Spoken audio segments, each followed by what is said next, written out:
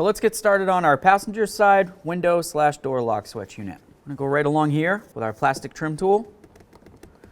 Just try to get under it.